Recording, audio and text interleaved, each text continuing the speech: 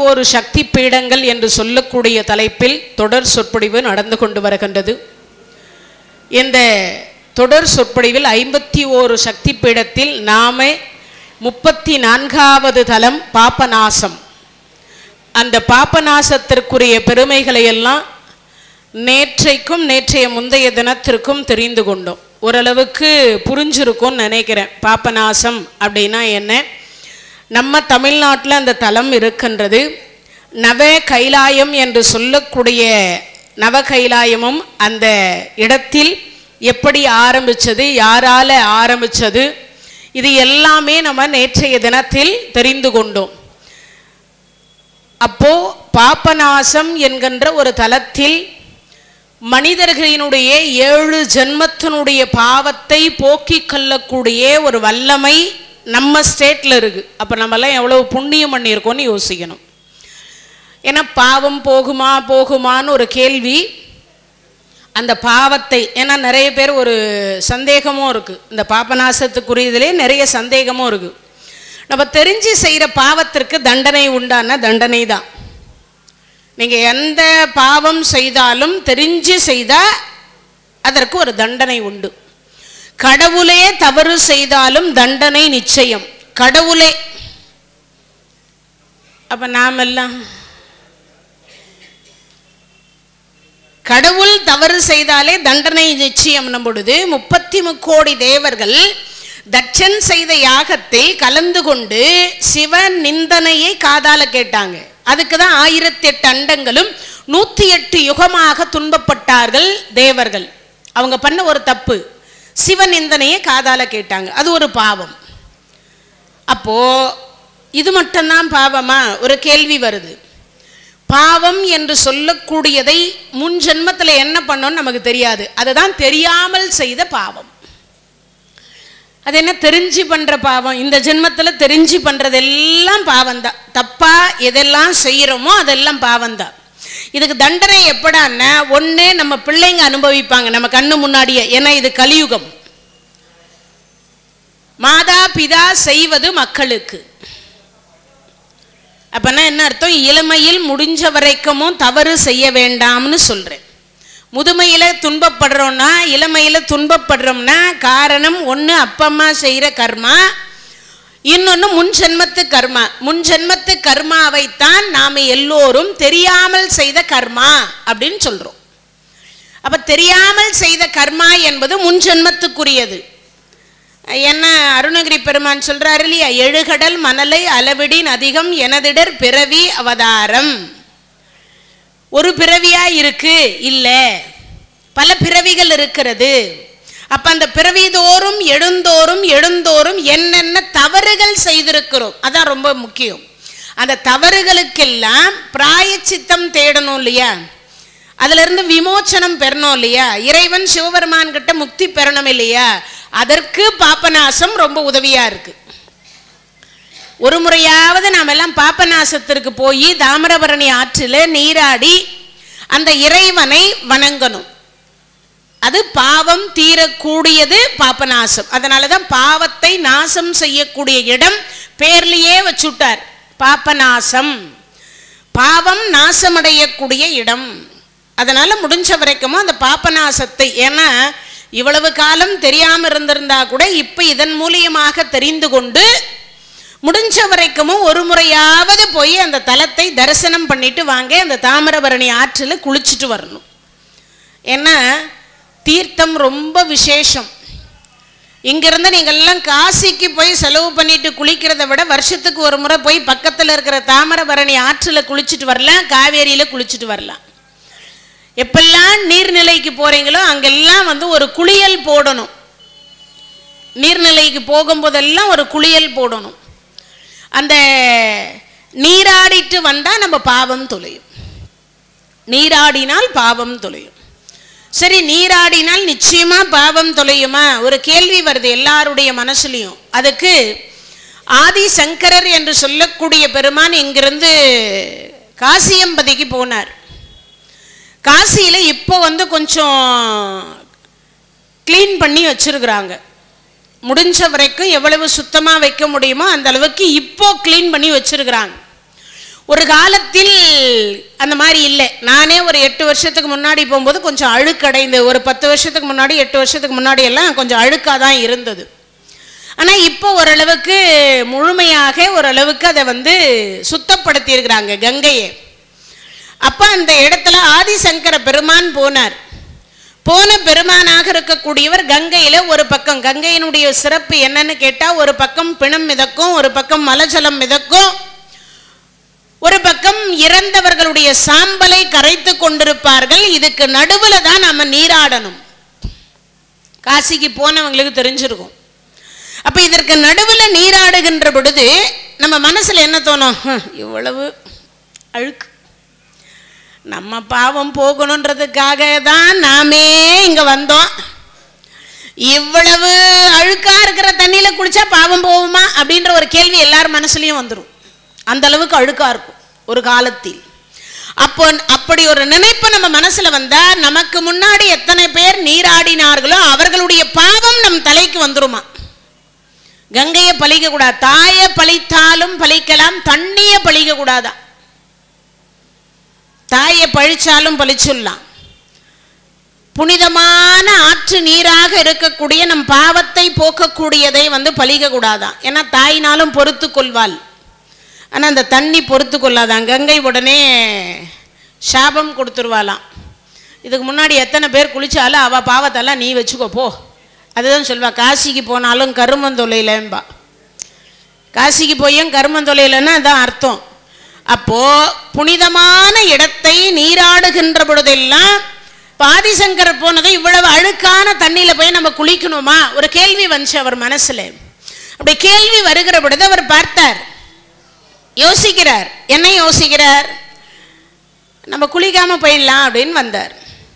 ஒரு சின்ன குழந்தை ரூபத்தில் கங்கை மாதா வந்தார். ஒரு 5 வயசு, மஞ்சள் கலர்ல ஒரு பாவாடை சட்டையை உடுத்திட்டு, சுவாமி வணக்கம்னா. உலகமே கங்கையை பார்த்து நீராடுமா நீராட மாட்டோமான்னு உலகத்தில் இருக்கிற எல்லாரும் நீராடிட்டு போறா, பாவம் தொலையும் என்று கருதி கொண்டு போகிறார்கள். சுவாமி நீங்க மட்டும் நீராடாம போறீங்களே, என்ன காரணம் அப்படின்னா, இவ்வளவு பாவத்தை சுமக்கிறவளா என் பாவத்தை போக போறா. அப்ப அந்த 5 வயசு குழந்தை சொல்லுச்சு. அறிவு சொல்றது யாரா இருந்தாலும் கேட்டுக்கணும். அது குழந்தையா இருக்கலாம், பெரியவங்களா இருக்கலாம். பெரியவங்களுக்கு முழுசா 90 வயசாயிருந்தாலும் அறிவு இருக்குன்னு அர்த்தம் கிடையாது. 5 வயசு குழந்தை சொல்றது சில நேரத்தில் நமக்கு உரைக்கிற மாதிரி சொல்லும். அது ஆண்டவனே சொல்ற மாதிரி இருக்கும். ஏன்னா நம்ம எல்லாம் பெரிய அறிவாளின்னு நம்ம நினைச்சோம். இது எவ்வளோ பிஞ்சு. அதுக்கு ஒரு பழமொழியை வேற சொல்லுவோம், பிஞ்சிலே பழுத்துருக்குது பார், என்ன வாய் பேசுது பார் அப்படிம்போம். ஆனால் இப்போ இருக்கிற குழந்தை எல்லாம் கொஞ்சம் அறிவாளி குழந்தைங்க தான். 1008 கேள்வியை கேட்டு தொலைச்சி எடுத்துருங்க குழந்தைங்க இப்போ இருக்கிறதெல்லாம். அப்போ அந்த குழந்தை சொல்ற, 5 வயசு கங்கை மாதா சொல்ற, அப்ப அவள் யாருடைய பாவத்தையும் அவளிடத்தில் வைத்து கொண்டு இருப்பதில்லை. அந்த பாவம் முழுவதும் சமுத்திரராஜன் இடத்துல போய் சேருது. நீ வேணா சமுத்திரராஜன் கிட்ட போய் கேட்டுக்கோன்ட்டா. நேர அவர் மகான் அல்லவ, அவர் நேரா போனார். கேட்கிறார், ஏ சமுத்திரராஜா நில்லுன்னார். என்ன நீ தான் வச்சுருக்கியாமே கங்கையினுடைய பாவத்தெல்லாம்? சுவாமி நான்லாம் வச்சுக்கிறதே இல்லை, நான் எல்லாம் வைத்துக் கொள்ளுவது கிடையாது. ஏன் வைத்துக் கொள்ளுவதில்லை? நான் மேகராஜன் கிட்ட கொடுக்குறேன், நீங்க வேணும்னா அவர்கிட்ட போய் கேட்டுக்கோங்க. நான் எந்த பாவத்தையும் என்கிட்ட ஸ்டாக் வச்சுக்கிறது இல்லை, எது சேமிப்பெல்லாம் கிடையாது. வந்தா அனுப்பி விடுறதோடு சரி. சரி அப்படியா? மேகங்கள் கூட்டம் கூட்டமா போயிட்டு இருந்தது. இவர் தான் ஆதிசங்கரராஜ உடனே பார்த்தார், மேகங்களில் இல்லுங்கள்னார். ஆமா, சமுத்திரராஜன் கொடுக்கக்கூடிய பாவம் எல்லாம் நீங்கள் தான் சுமக்கிறீர்களே, அதனால தான் கருப்பா இருக்கீங்களான்னு கேட்டார். சுவாமி நாங்க வச்சுக்கிறது இல்லை, நான் வர்ண பகவான் கிட்ட கொடுத்துட்றேன், நீங்க வேணும்னா வர்ண பகவான் கிட்ட போய் கேளுங்கோ. இது என்னடா இது வம்பா போச்சு. வர்ண பகவான் கிட்ட நேரா போனார், வருணலோகத்துக்கு போனாரா. வர்ண பகவான் கிட்ட கேட்கிறார், வர்ண பகவானே நீங்க தான் வச்சுருக்கீங்களா இவ்வளவு பாவத்தையும்? சுவாமி நானும் வச்சுக்கிறது இல்லை, நான் திருப்பி ரிட்டன் மழையா பூமிக்கு கொடுத்து விடுறேன், நீங்க வேணும்னா பூமி மாதா கிட்ட போய் கேளுங்க. நேரா எங்க போனவர்? செவுத்தில் அடித்த பந்து மாதிரி திருப்பி பூமிக்கே வந்துட்டார். வந்தவர் கேட்குறார், ஏன் பூமி மாதா நீதான் சுமக்கிறாயா? அந்த அம்மா சொன்னா, நானும் வச்சுக்கிறது இல்லை சுவாமி, யார் பண்ணுறாங்களோ அவங்களுக்கே திருப்பி ரிட்டர்ன் கொடுக்குறேன். கதை நல்லா கேட்கணும். இதெல்லாம் இந்த கதையெல்லாம் கேட்டோம்னா பாவ விமோச்சனம், பாப்பநாச கதை மட்டும் இல்லை, நம் பாவங்களை போக்கக்கூடிய புண்ணிய கதை. இதெல்லாம் கேட்கறதுக்கு எத்தனை ஜென்மத்தில் புண்ணியம் பண்ணாதான் இதெல்லாம் கேட்க முடியும். எத்தனையோ 1000 வருஷத்துக்கு முன்னாடி நடந்த கதையெல்லாம் இப்போ நம்ம கேட்குறோன்னா ஏதோ ஒரு ஜென்மத்தில் விட்ட குறை தொட்ட குறைன்னு சொல்லுவோம் இல்லையா? அர்த்த கைக்கு ஒரு அம்மா சுண்ணாம்பு வைக்க மாட்டா. அவள் சுண்ணாம்பு போடும்போது கொஞ்சம் கொஞ்சம் மிச்சமாயிட்டு பக்கத்தில் இருக்கிற சிவன் கோயிலில் தடவி தடவி வச்சுட்டே வந்தா. யமதர்மராஜா பிடிச்சி பாசக்கயிறை போட்டு தர தர தர தரன்னு தண்ணி இல்லாத காட்டு வழியாக எடுத்துட்டு போனார். அப்போ அந்த அம்மா தண்ணி தண்ணி தண்ணின்னு தவிச்சுக்கிட்டே போகணும். சிவபெருமான் கிட்ட போய் கைலாயத்தில் வெளியிலேயே நின்று கும்பிடு போடு. அப்படி வெளியிலே நின்று கும்பிடு போட்டா குடு குடு குடு குடுன்னு ஓடி போய் சிவபெருமான் காலை பிடிச்சிக்கிட்டான். சுவாமி, அந்த பாவிக்கிட்ட என்னை காட்டி கொடுக்காதீங்க, விட்டுடுங்கோ. அப்போ சிவபெருமான் யமதர்மராஜா சொல்ல, சுவாமி அவ அர்த்த கைக்கு சுண்ணாம்பு வைக்காத பாவி, அவளை போய் உள்ள கைலாயத்தில் இடம் கொடுத்து வச்சுருக்கேளே, வெளியில் அனுப்புங்கோ, அவளை கொண்டு போய் நரகத்தில் போடுறேன். அப்போ சிவபெருமான் ஒரு வார்த்தை சொன்னாரா, என்ன தெரியுமா சொன்னார்? அப்போ அவள் தொட்டு போட்டுக்கிற சுண்ணாம்பை தினமும் வெத்தலைப்பாக்கு போட்டுட்டு மீதம் கொஞ்சம் கொஞ்சம் மீந்ததை என்னுடைய செவுத்தில் தடவி வச்சா. சுண்ணாம்பு அடித்து வச்சுக்கிறாடா, வெள்ளை அடித்து வச்சிருக்கிறா. அப்பேற்பட்ட வெள்ளை அடிச்சவளை கைலாயத்தில் இடம் கொடுக்க வேண்டாமா? அவள் ப்ரஷ் எடுத்து சுண்ணாம்பு வாங்கி எல்லாம் அடிக்கலை. தொட்டு போட்டுக்கிற சுண்ணாம்பில் இத்தினூண்டு கொஞ்சம் இருந்தது, அது வேஸ்ட்டாக திருப்பி டப்பாவில் போட முடியல, அந்த பாத்திரத்தில் போட முடியலன்னு அந்த செவுத்தில் தடவுனா. பக்கத்தில் இருந்த சிவபெருமான் கோயிலுக்கு ஒரு நாளும் போல பாலபிஷேகம் பண்ணல, கையெடுத்து கும்பல. சுண்ணாம்பு தடவியதற்கே சிவபெருமான் கொடுத்தாராம் கைலாச பதவி. நாமெல்லாம் கேட்கறதுக்கு எத்தனை கைலாச பதவி கொடுப்பாருன்னு கேட்கணும், தெரிஞ்சுக்கணும் இந்த கதையெல்லாம் கேட்கறதுனால. இப்ப ஆதி சங்கரராக இருக்கக்கூடிய பெருமான் பூமி மாதா கிட்ட கேட்டாரே, பூமி மாதா இந்த பாவத்தை எல்லாம் நீதான் வைத்துக் கொண்டிருக்கிறாய? பூமி மாதா சொன்னா, நான் வச்சுக்கல சுவாமி, யார் செய்கிறார்களோ அவர்களுக்கு ரிட்டர்ன் கொடுக்கிறேன்னா, திருப்பி தருகிறேன். இது என்ன திருப்பி தரைய? எப்படி அம்மா தர? காயா தரேன், கனியா தரேன், கீரையா தரேன், பழமா தரேன், அப்புறம் நெல்லா தரேன், அரிசியா தரேன், பருப்பா தரேன், உப்பா தரேன், மிளகாவா தரேன். இருக்கக்கூடிய அறுசுவை உணவுகள், அவர்கள் உண்ணக்கூடிய உணவுகள் அனைத்துமே பாவத்தின் சம்பளம். இப்ப புரிஞ்சிருக்கும்னு நினைக்கிறேன். என்ன புரிஞ்சுது? நாம் செய்யக்கூடிய பாவங்கள் எந்த நீர்நிலையில போய் நீராடினாலும் அந்த பாவம் சமுத்திரராஜனிடத்தில் சென்று, சமுத்திரராஜனிடத்திலிருந்து மேகராஜனிடத்தில் சென்று, மேகராஜனிடத்தில் இருந்து வருண பகவானுக்கு சென்று, வருண பகவானிடத்திலிருந்து நீராக பூமிக்கு வந்து, பூமி மாதாவாக இருக்கக்கூடியவள் மழை என்று ஒன்று பொழிந்தால் மட்டுமே தான் நமக்கு என்ன விளைச்சல் வரும். எல்லாமே அதுல இருந்து விளையக்கூடிய, பூமியில விளையக்கூடியது எங்கன்னா ஆகாசத்துல விளையுதா? எங்கேயாவது ஆகாசத்துல கீரை காய் இதெல்லாம் விளையுதா? மாடி தோட்டம் என்ன வைக்கலாம், அந்த மாடி தோட்டத்தில் கூட மண்ணை போட்டாதான் என்ன விளையும், ஏதாவது விளையும். நம்ம என்ன விதையை நடுறோமோ அது விளையும் இல்லையா? அப்போ வினை என்பது எப்படி சுழற்சி முறையில் வருகிறது என்பதை தான் நாம் புரிந்து கொள்ளணும். அப்போ வினை என்பதை செய்யாமல் காப்பாற்ற வேண்டும். இப்ப ஆதிசங்கரர் குழம்பிட்டார். மறுபடியும் கங்கை கரைக்கு வந்தார். அந்த 5 வயசு குழந்தை நின்று கொண்டிருக்கின்றது. ஏ அம்மா, நீ யார்? இந்த உலகத்துல நான் எல்லா மூலையிலையும் சுத்தி பார்த்துட்டு வந்தேன். இந்த கங்கையில பலமுறை நீராடி இருக்கிறேன். ஆனா இன்னைக்கு நீராடலன்னு உடனே என்கிட்ட இவ்வளவு கேள்வி கேட்டு என்னை குழப்பி விட்டுருக்கிறியே. இதுவரைக்கும் என்னை யாரும் இப்படி கேட்டதில்லை. ஆனா எனக்கும் தெளிவு கிடைக்கல, இதுல இருந்து விடைய தெரியலன்னார்.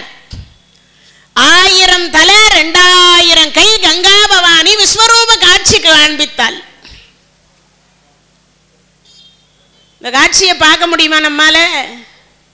கதையில தான் பார்க்க முடியும்.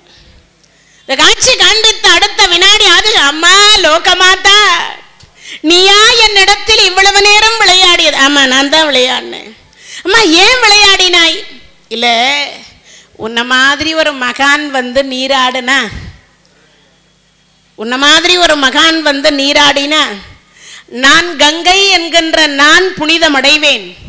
நான் புனிதமடைந்தால் சமுத்திரராஜன் புனிதமடைவான். சமுத்திரராஜன் புனிதமடைந்தால் மேகராஜன் புனிதமடைவான். மேகராஜன் புனிதமடைந்தால் வருணராஜன் புனிதமடைவான். வருணராஜன் புனிதமடைந்தால் அவன் பெய்யக்கூடிய மழையின் மூலியமாக பூமி மாதா புனிதமடைவாள். பூமி மாதா புனிதமடைந்தால் இங்கிருக்கக்கூடிய அந்த உணவுகளை உண்டு உண்டு உண்டு எல்லா மக்களும் புனிதமடைவார்கள். கைத்தட்டுங்களா நல்லா.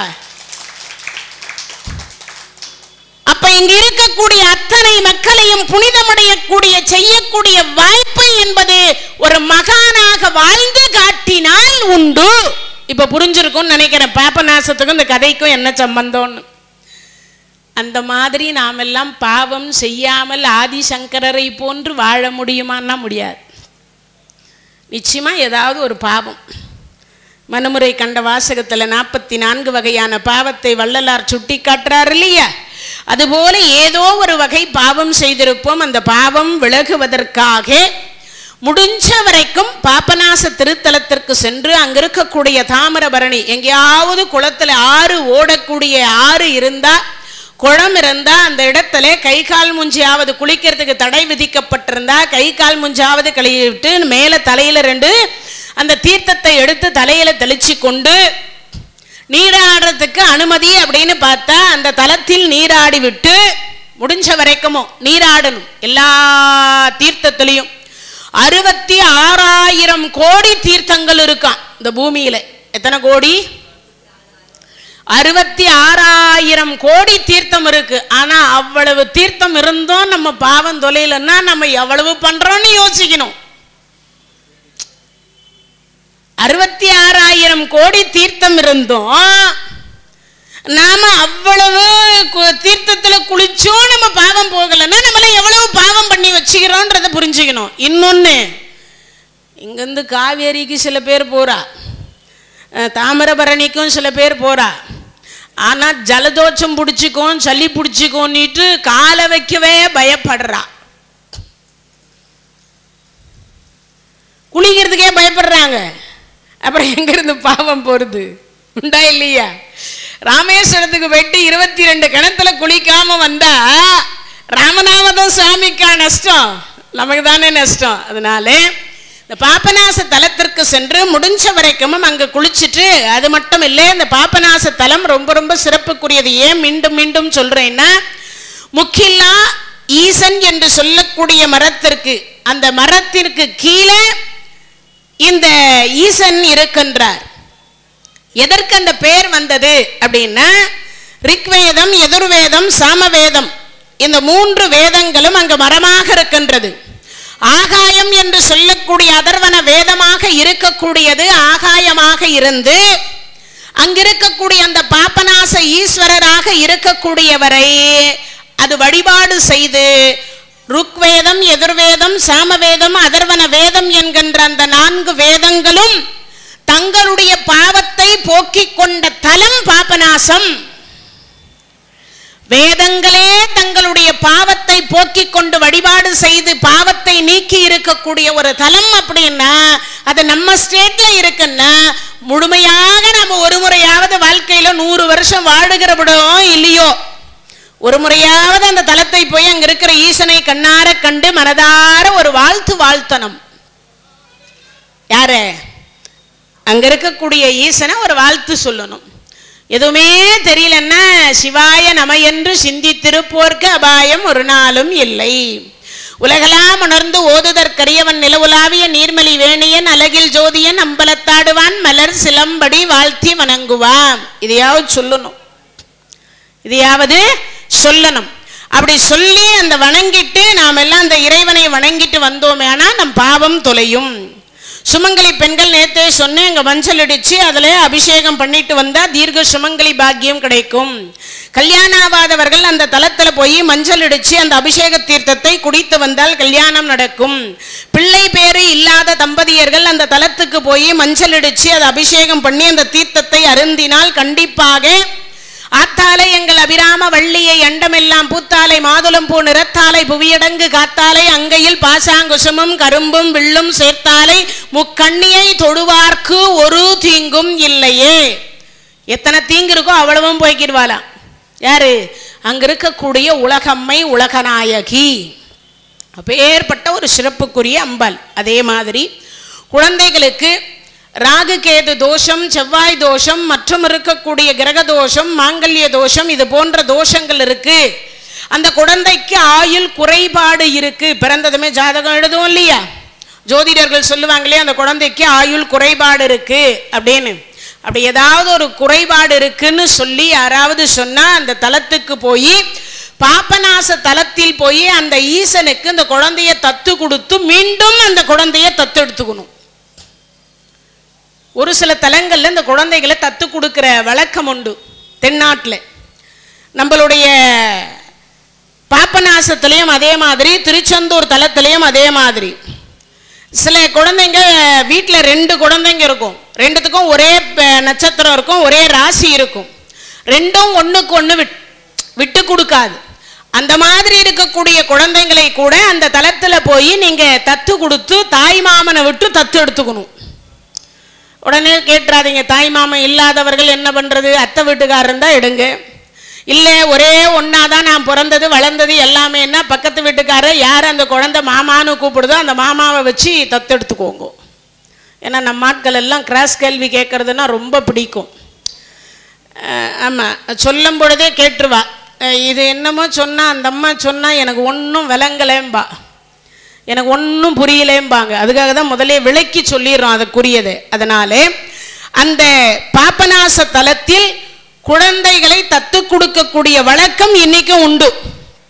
குழந்தைங்களை தத்து கொடுக்கக்கூடிய வழக்கம் உண்டு. அப்பேற்பட்ட பாபநாசத்தில் முடிஞ்ச வரைக்கும் நம்மால முடிஞ்ச வரைக்குமோ அந்த தலத்தை போய் வழிபாடு செய்து, ரோமச முனிவர் எப்படி முக்தி அடைந்தாரோ, அகத்திய பெருமான் எப்படி முக்தி அடைந்தாரோ, எப்படி இந்திரனுடைய சாபத்தை அந்த பாபநாசம் தீர்த்ததோ, நம் முன்னோர்கள் என்று சொல்லக்கூடியவர்களுடைய சாபம் தீர்க்கக்கூடிய தலம், அப்படிப்பட்ட தலத்தை நாமும் ஒரு முறையாவது வாழ்க்கையில சென்று வழிபாடு செய்யணும். ஏன்னா பட்டினத்தார் ஒரு பாடல்ல சொல்றார், என் செயல் ஆவது யாதொன்றும் இல்லை உன் செயலே என்று உணரப் பெற்றேன். என் செயலால ஒன்றும் கிடையாது, என் செயல் ஆவது ஒன்றும் இல்லை இனி தெய்வமே உன் செயலே அன்று உணரப் பெற்றேன்.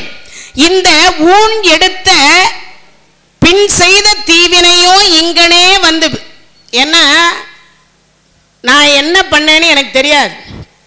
அவர் சொல்றார், இந்த பிறப்பதற்கு முன் செய்த தீவினை, நான் இந்த ஜென்மத்தில் ஒரு பாவமும் பண்ணல, ஏன்னா எல்லாருமே சொல்றோம் இல்லையா.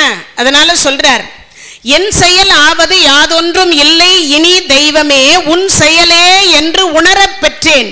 இந்த ஊன் எடுத்த பின் செய்த தீவினை யாதொன்றும் இல்லை, பிறப்பதற்கு முன் செய்த தீவினையோ இங்கனே வந்து மூண்டதுவே. ஏன்னா பிறப்பதற்கு முன்னாடி என்ன பண்ணோன்னு தெரியாது, நமக்கு சொத்து சேர்த்து வைக்கணும்னு நம்ம அப்பா அம்மா என்ன பண்ணாங்கன்னு தெரியாது, அப்பம்மாவுக்கு சொத்து சேர்த்து வைக்கணும்னு பாட்டம் பாட்டி என்ன பண்ணான்னு தெரியாது.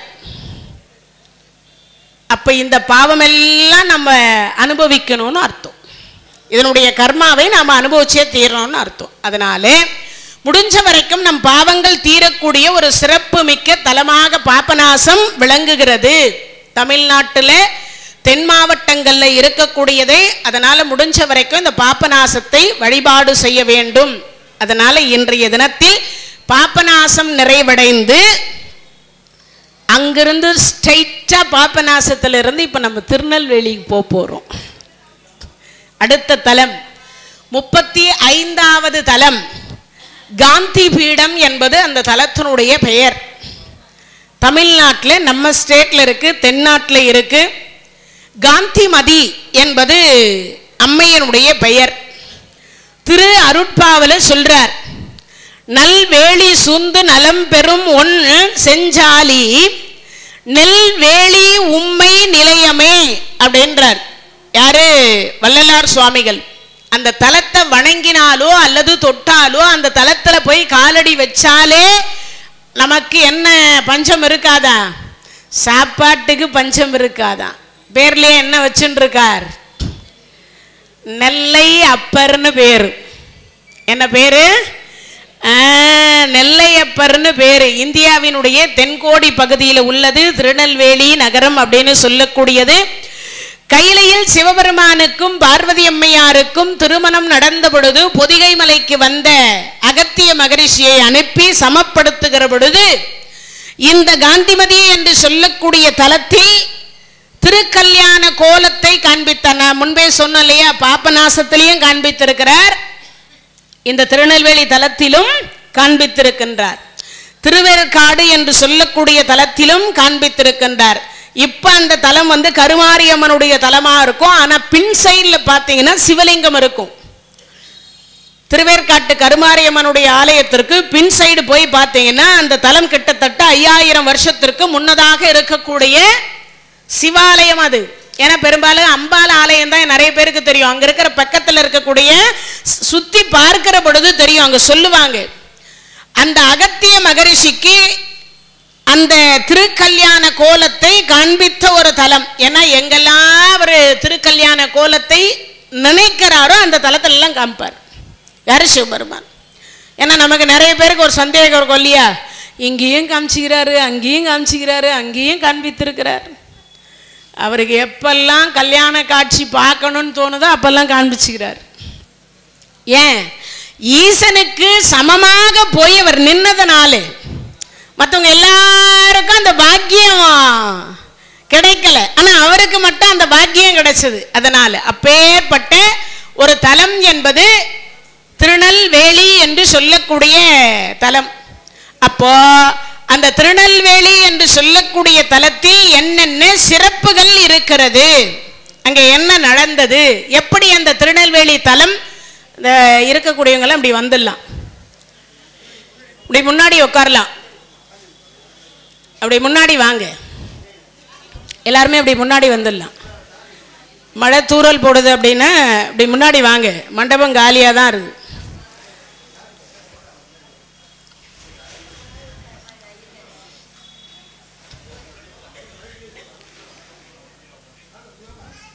நீங்கள் கால் நீட்டி கூட உட்காரலாம், தப்பே கிடையாது. நீங்கள் கேட்டீங்கன்னா சரி. சிவபெருமான் ஒரு கதை கேட்டுக்குங்க. காரைக்கால் அம்மையாருடைய சிலை வடிச்சாங்க. என்னை பேணும் அம்மையே வருகேன்னு கூப்பிட்டுட்டார். நால்வர் உட்பட நின்றுட்டு தான் இருக்கிறாங்க, பார்த்துருப்பீங்க. ஞான சம்பந்தர், அப்பரு, சுந்தரர், மாணிக்க வாசகர் 4 பேர் நின்று தான் இருக்கிறாங்களே. எங்கேயாவது உட்காந்து பார்த்துக்கிறீங்களா? எங்கேயும் இருக்க மாட்டான். ஆனால் எந்த 63 நாயன்மார்கள் யாராவது உட்காந்து இருக்காங்களே? ஒரே ஒரு அம்மா உட்காந்துருப்பா. அந்த அம்மாவுக்கு ஏன் அப்படி ஒரு சிறப்பை கொடுத்தார் தெரியுமா? என்னை பேணும் அம்மையே வருகன்னு கூப்பிட்டுட்டார். கூப்பிட்டதுக்கு அப்புறமா இப்போ நிற்க வச்சா எல்லாம் என்ன சொல்லுவாங்க? சிவபெருமானுக்கு ரொம்ப போல இருக்குது. என்னது? என்னை பேணும், என்னை பெத்த தாயே வருகன்னு கூப்பிட்டுட்டு இவர் மட்டும் உட்கார்ந்து பாரான், பெத்த தாயை நிற்க வச்சுட்டு பாரான்.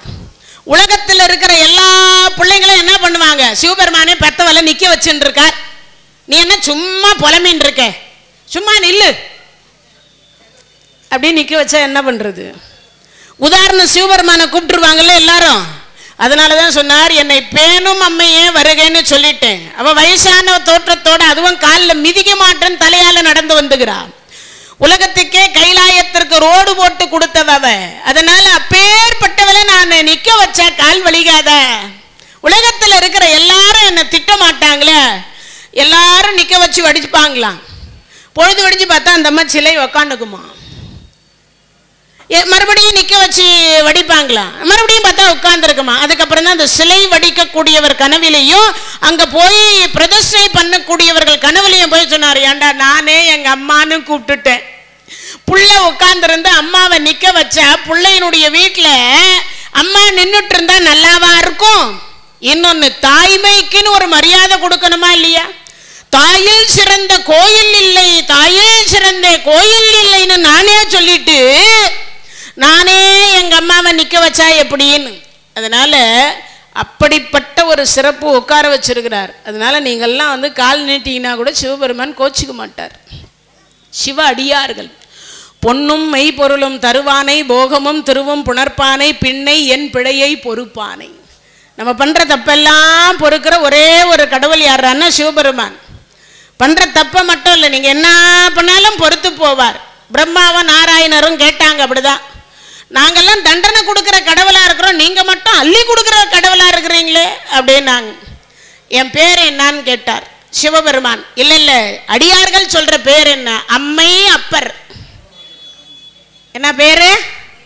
அம்மை அப்பர். ஏண்டா அம்மையப்பர்னு பேரை வச்சுக்கிட்டு பெத்த பிள்ளைங்க தப்பு பண்ணா அதுக்காக போய் போலீஸ் ஸ்டேஷன் நான் கம்ப்ளைண்ட் கொடுக்க முடியும்? பெத்தவளா இருந்து நான் என்ன பண்ணணும்? அந்த குழந்தைங்களை பேணி பராமரிக்கணும். அதானே என் வேலை. என் பேர் அம்மையப்பர்னு வச்சுட்டா மட்டும் போதாது. என் குழந்தைங்க தப்பு செய்தா அந்த குழந்தைகளை திருத்தணும் நான். அதான் என் வேலை. தலையெழுத்த ஒழுங்கா எழுதி என் குழந்தைங்களுக்கு போ போ, காக்க வேண்டிய நேரத்தில் என் குழந்தைங்களை ஒழுங்கா காப்பாத்து, காக்கிற கடவுளை சொன்னார். அதனால சிவபெருமான் நீங்க கால் நீட்டி உட்கார்ந்தாலும் கோயிலுக்கு ஏன் கால் நீட்டி உட்காருங்கன்னு கேட்க மாட்டாங்க. முருகப்பெருமான் அவையார்கிட்ட போய் கால் நீட்டி உட்கார்ந்துட்டு இருந்தா, அவை பிராட்டியார் பழமுதிர் சோலையில பாட்டுக்கு நீட்டி உக்காந்துக்கிறேன், சாமிக்கு முன்னாடி நீட்டி உக்காந்துக்கிற கால் நீட்டின்னு. டேப்பா குழந்தை, எந்த பக்கம் கடவுள் இல்லைன்னு சொல்லுடா, நான் அந்த பக்கம் காலை நீட்டிக்கிறேன்னு கேட்டா. எந்த பக்கம் காலில் நீட்டிக்க, எந்த பக்கம் கடவுள் இல்லைன்னு சொல்லு, நான் அந்த பக்கம் நீட்டிக்கிறேன்னு கேட்டா. அதனால நீங்கள்லாம் வந்து யாருடைய குழந்தைங்க? சிவபெருமானுடைய குழந்தைங்க. அதனால கால் நீட்டி உட்கார்ந்தெல்லாம் ஒன்றும் தப்பு சொல்ல மாட்டாங்க. நீங்கள்லாம் நீட்டிக்கலாம், ஒன்றும் பிரச்சனை இல்லை. ஏன்னா இப்போ எல்லாருக்கும் முட்டி வலி. என்ன பண்ணுறது? ஒரு காலத்தில் களியும் கூழும் சாப்பிட்டு அதை போய் இன்னைக்கு எல்லாரும் பெருமையாக ஒரு சாப்பாடு சாப்பிட்டுனுங்கிறோமே, இட்லி தோசை. நான் டிஃபனை தவிர வேற சாப்பிட மாட்டேன் மாமா, ஒரே ஒரு வேளை மட்டும்தான் நான் சாப்பாடு சாப்பிடுவேன். மற்றதெல்லாம் நான் அரிசியில் வேக வைக்கிறேன், காத்தால இட்லி, மத்தியானம் இட்லி, ராத்திரிக்கு இப்படி தின்ன எங்கிறது முட்டி வலி வராத என்ன பண்ணோம்? கம்பு, கேழ்வரகு, சோளம் இதெல்லாம் கொஞ்சம் கொஞ்சம் சேர்த்தா தானே, அதெல்லாம் மாறி போச்சு. அப்படின்னா என்னன்னு கேட்குறாங்க இப்போ இருக்கிற பசங்க. கேட்டாவே உடனே அவங்களுக்கு தெரியறதெல்லாம் பீஸா, பர்கர், நூடுல்ஸ் இதான் தெரியுது, வேற ஒன்றும் தெரிய மாட்டேன். அதனால நீங்க நீட்டி உட்காருங்க, தப்பில்லை. நீங்க கேட்டால் சிவபெருமான் என்ன சொல்வார்? ஆஹா, இந்த கலியுகத்தில் உள்ளங்கை அளவு செல்போனை விட்டுட்டு அதை மறந்து போய் உட்கார்ந்து கேட்குறாங்களேன்னு அவ்வளோ சந்தோஷப்படுவார். அதனால நீங்க கேட்கறதெல்லாம் அள்ளி கொடுப்பார். அதனால திருநெல்வேலி தலம் ரொம்ப அற்புதமான தலம். நெல்லையப்பர் என்பது இறைவனுடைய பெயர். காந்திமதி என்று சொல்லக்கூடியது வந்து அம்பாளுடைய பெயர். சரி, இந்த தலம் எப்படி உற்பத்தியானது இதை தெரிஞ்சுக்கணும். முதல்ல நெல்லையப்பர் என்று சொல்லக்கூடிய பெருமான் எப்படி உற்பத்தியானார்? பூமியில புதைந்திருந்தார். பூமியில வந்து புதைந்திருந்தார். ராமகோனார் என்று ஒரு பால் வியாபாரி இருந்தார்.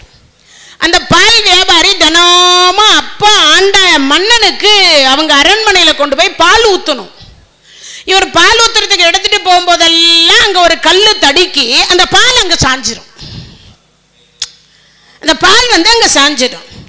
இப்படி சாஞ்ச உடனே ஒரு நாள் ஆச்சு, 2 நாள் ஆச்சு, 1 வாரம், 10 நாள் இப்படி சாஞ்சிக்கிட்டே இருக்குது. இவருக்கு சந்தேகம், அது என்ன நம்ம அவ்வளவு தொலைவு தூக்கிட்டு வரணும், அங்கெல்லாம் சாயாது, இங்க வந்தா மட்டும் ஆட்டோமேட்டிக்கா கல் இடிக்குது பால் கொட்டுது, கல் இடிக்குது பால் கொட்டுது. இதை போய் ராஜா கிட்ட சொன்னார். சுவாமி, என்னமோ தெரியல சுவாமி, நானும் இங்க கொண்டு வரும்போதெல்லாம் பால் கொட்டிக்குது, பாதி பால் தான் கொடுக்குறேன்னு அம்மா வேற சண்டை போடுறாங்க, நீங்க அந்த இடத்த கொஞ்சம் ஆராய்ச்சி பண்ணா நல்லா இருக்கும். அப்ப அங்க இருந்த ஆண்ட மன்னனாக இருக்கக்கூடியவர் வந்தார். வந்தவர் பார்த்தார், டே அப்பா அந்த முள்ளெல்லாம் வெட்டி தள்ளுங்கோ, தள்ளிட்டார். அங்க இருக்கிற கல்லெல்லாம் எடுத்து நல்லா பரட்டி இந்த பக்கம் அந்த பக்கம் போடுங்கோ, பரட்டி போட்டார். அப்படி போட்டதற்கு பிறகு பார்த்தீங்கன்னா அப்பதான் கோடாலியால வச்சு அதை வெட்டி எடுக்கிறாங்க. இப்போ இந்த மரத்தினுடைய வேறு அது இதெல்லாம் இருந்தது, கடப்பாறையை வச்சு வெட்டி ஒரு பக்கம் நோண்டி எடுக்கிற பொழுது அந்த கோடாரி போய் அந்த சிவலிங்கத்தின் மீது பட்டு ரத்தம் வந்துடுச்சு. மன்னர் வந்து நடுங்கி போயிட்டார். யாரோ இருக்கா போல இருக்கே, யாரா இருக்கும்னு அப்படி பார்த்த இறைவனாக இருக்கக்கூடிய நெல்லையப்பர். அப்பதான் அவர் கனவுல வந்து சொன்னார், எனக்கு கோயில் கட்டுன்னு சொன்னார். உடனே அந்த இடத்துல அப்பா ஆண்ட மன்னர் கோயிலை எழுப்பி கொடுத்தார். அப்பேற்பட்ட ஒரு சிறப்புக்கு உரிய தலம். அதே புராணத்தில் இன்னொரும் சொல்லப்படுது. இதே புராணத்தில் என்ன பண்றாங்கன்னா, அந்த திருநெல்வேலி புராணத்தில் மாடு மேய்க்கக்கூடிய ஒரு அந்தனர் மாடு மேய்ச்சின்னு இருக்கார். அந்த மாடு ஒரு மாடு மட்டும் போய் நேராக அங்கே போய் பால் சுரந்துரு, திருப்பி வந்துடுது. பால் போய் கறக்கலான்னு போனேன், மடியில் பால் இல்லை. இப்படியே பல நாள் போச்சு. இந்த மாடு எங்கே தான் கண்ணு குட்டிக்கு பால் கொடுக்குதான்னு உத்து உத்து பார்க்குறாரு. இந்த மாட்டை மட்டுமே அந்த பால்காரர், அந்த மாடு மேய்க்கக்கூடியவர் இந்த மாட்டை மட்டுமே தனி கண்காணிப்பு வச்சு கவனிச்சார். யாரும் இல்லாத நேரம் பார்த்து அந்த மாடு போய் அங்கே போய் கறந்துருமா. சரி, என்னதான் இருக்காங்க அப்படி போய் கறக்கிறதுக்குன்னு அவர் என்ன பண்ணார்னா, அந்த முள் புதர்கள் இருந்ததெல்லாம் எடுத்து கத்தி வச்சு வெட்டிட்டு, சரி இன்னும் ஒன்றுமே காணுமே, இது ஏன் இங்கே வந்து பால் சுரக்குதுன்னு வச்சு அந்த கோடாரியை வச்சு கெட்டப்பாறையை வச்சு நோண்டி எடுக்கிற பொழுது அதில் பட்டு அதில் இருந்து உதிரம் வந்தது. அவர் பயந்து நடுங்கு போய் விழுந்துட்டார். அதுக்கப்புறம் அது ராஜா கிட்ட அது செய்தியா போய் அந்த ராஜா வந்து நோண்டி பார்க்கிற பொழுது அப்போ வானத்தில் அசரீதி சொன்னதாக சொல்லப்படுகிறது இன்னொரு புராணத்திலையும். அப்போ எல்லோருக்கும் சுயம்புவாக காட்சி கொடுத்த பெருமான். அது மட்டும் இல்லை, இன்னைக்கும் திருநெல்வேலியில் இருக்கக்கூடிய நெல்லையப்பருக்கு அந்த வெட்டுக்காயம் என்று சொல்லக்கூடியது பட்டது இன்னைக்கு வரைக்கும் இருக்கு. இதே மாதிரி தான் புராணம் திருப்பதி சீனிவாச பெருமாளுக்கும் இதே சேம் புராணம் தான் இருக்கும். ஏன்னா இதே மாதிரி கதை எங்கேயோ கேள்விப்பட்டிருக்கிறோமேன்னு சில பேருக்கு தோணும். இதே மாதிரி தான் புற்றில போய் அவர் புளைய மரத்துக்கடியில் புற்றில போய் மறைந்திருந்தார். அங்கே போய் பசுமாடு பால் கறந்தது. அதுக்கப்புறமா தான் அந்த விஷயம் தெரிஞ்சு அதுக்கப்புறம் தான் கட்டப்பட்டது. அப்போ இறைவன் காட்டி கொடுப்பதற்காக பசுவை வைத்து காட்டி கொடுத்தார், பாலை வைத்து தான் காட்டி கொடுத்தார். அங்க தட்டி விடுகிறதுன்னா அந்த பூமி மாதா இறைவன் இருக்கின்ற இடத்தை காட்டி கொடுத்தார். இந்த பூமி மாதா இறைவன் இருக்கின்ற இடத்தை காட்டி கொடுக்கப்பட்டது. அப்படிப்பட்ட ஒரு விசேஷமான ஒரு தலம் என்பது இந்த திருநெல்வேலி தலம். வேத பட்டாச்சாரியார்னு ஒரு வேத பட்டர், அவர் வந்து இப்போ இல்லை, ஒரு 500-1000 வருஷத்துக்கு முன்னாடி எல்லாம் வந்து என்ன பண்ணுவாங்கன்னா, வீடு வீடா போய் பிரசாதம் செய்வாங்க இல்லையா, மடப்பள்ளியில் பிரசாதம் பண்ணி சுவாமிக்கு படைப்பாங்க. அந்த பிரசாதத்துக்கு யார் கையிலையும் போய் அரிசியாக வாங்க மாட்டாங்க, நெல்லாக போய் வாங்கிட்டு வருவாங்க. நெல் வாங்கின்னு வந்து அதை அந்த கோயிலுக்கு உள்ளறையே காய வச்சு அதை தன்னுடைய திருக்கரத்தாலேயே கையில குத்தி அந்த அரிசியை பொங்கி தான் அந்த நெல்லையப்பருக்கு படைப்பாங்க. வேத பட்டாச்சாரியார் வீடு விடா போய் அம்மா நெல்லையப்பர் பிரசாதம் பிச்சாந்தேகின்னு கேட்கக்கூடாது. நெல்லையப்பர் பிரசாதம் ஐயா வாங்க, ஒரு 50 ஏக்கர் விளைஞ்சுது, ஒரு 4 மூட்டை அனுப்பட்டுமா இல்லை ஒரு 6 மூட்டை அனுப்பட்டுமா? ஆனால் இப்போ நாமெல்லாம் பிரசாதம் போடணும். ஏதாவது எவ்வளவு கொள்ளடிக்கிறீங்க கேள்வி.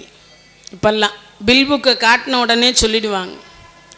சில பேர் சொல்லுவாங்க, இப்படியும் அடிக்க ஆரம்பிக்கிறாங்க, என்ன பண்ணுறது, கடவுள் தான் இவங்களெல்லாம் கேள்வி கேட்கணும். கொடுப்பது நம் கடன். யார் தவறு செய்தாலும் அந்த தவறுக்குரிய தண்டனையை அவன் பார்த்துக்க போறார். கணக்குள்ளியே உள்ளதானே வச்சுருக்கிறார். இன்னொரு கணக்குள்ள இருக்கார். இந்த கணக்குள்ளியாவது சிவன் கோயில் கணக்குள்ள, அவராவது சாமி போடு விட்டுரு போனா போதுன்றான்னா சண்டிகேஸ்வரர் விட்டுருவார். ஆனால் இன்னொரு கணக்குள்ள வச்சுருக்கார். யார் அவர்? யம தர்ம ராஜா.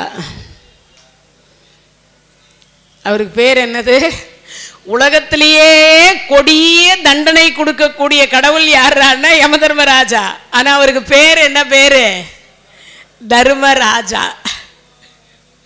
கொடிய தண்டனை கொடுக்கிறவருக்கு பேர் என்ன வச்சுக்கிறாங்க? தர்மராஜான்னு வச்சுக்கிறாங்க. ஏன்? தர்மம் தவறாமல் நடக்கக்கூடிய ஒரு பெருமான். தர்மம் அவர் தவறவே மாட்டார், அப்பேற்பட்ட ஒரு பெருமான். அதனாலே அந்த காலத்தில் நெல்லை போய் அப்படி எடுப்பாங்க, கேட்பாங்க. அதனால முடிஞ்ச வரைக்கும் பிரசாதம் செய்து கொடுக்கணும். பிரசாதம் அப்படின்னா என்ன அர்த்தம்? எல்லாரும் போடுவதற்கு பெயர் பிரசாதம்னு பேரு. எல்லா தோஷத்தையும் நிவர்த்தி செய்யக்கூடியது பிரதோஷம். எல்லா தோஷத்தையும் நிவர்த்தி பண்ண பிரதோஷம் விரதம் இருந்தீங்கன்னா ஒரு தோஷமும் கிட்ட வராதுன்னு அர்த்தம். இந்த தகவல் உங்களுக்கு பிடிச்சிருந்தா லைக் பண்ணுங்க, உங்க ஃப்ரெண்ட்ஸுக்கு ஷேர் பண்ணுங்க, மறக்காம எங்க சேனலுக்கு சப்ஸ்கிரைப் பண்ணுங்க.